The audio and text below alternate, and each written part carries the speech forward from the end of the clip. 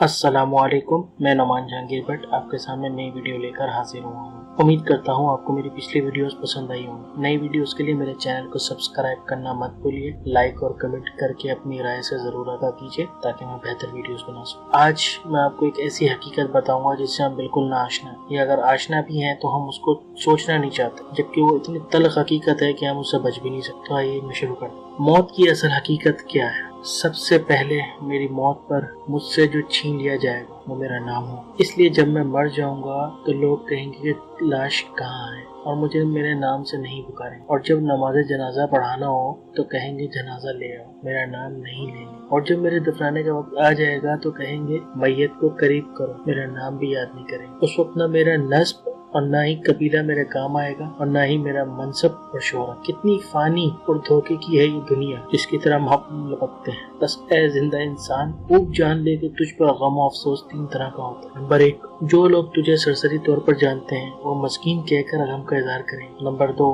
तेरे दोस्त चंद घंटे या चंद रोज तेरा गम करेंगे और फिर अपनी अपनी बातों और हंसी मजाक में मशगूल हो जाएंगे। नंबर 3, ज्यादा से ज्यादा गहरा गम घर में होगा, वो तेरे अहलो अयाल को होगा, जो कि हफ्ता, 2 हफ्ता या 2 महीने और ज्यादा से ज्यादा 1 साल तक होगा। और उसके बाद वो तुझे यादों के पन्नों में रख देंगे। लोगों के दरमियान तेरा किस्सा खत्म हो जाएगा और तेरा हकीकी किस्सा शुरू हो जाएगा, तो वो है आखिरत का। तुझसे छिन गया तेरा नंबर 1 जमाल, नंबर 2 माल, नंबर 3 सेहत, नंबर 4 औलाद, नंबर 5 जुदा हो गए तुझसे मकानों महलात, नंबर 6 बीवी, नंबर 7 गर्ज सारी दुनिया, और कुछ बाकी न रहा तेरे साथ सिवाय तेरे अमाल के, और हकीकी जिंदगी का आगाज हुआ। अब सवाल यहाँ ये है कि तूने अपनी कब्र और आखिरत के लिए अब से क्या तैयारी की है? यही हकीकत है जिसकी तरफ तवज्जो चाहिए। इसके लिए तुझे चाहिए कि तू एहतमाम करे फराइज का, नवाफिल का, पोशीदा सदका और सदका जारिया का, नेक कामों का, रात की नमाजों का,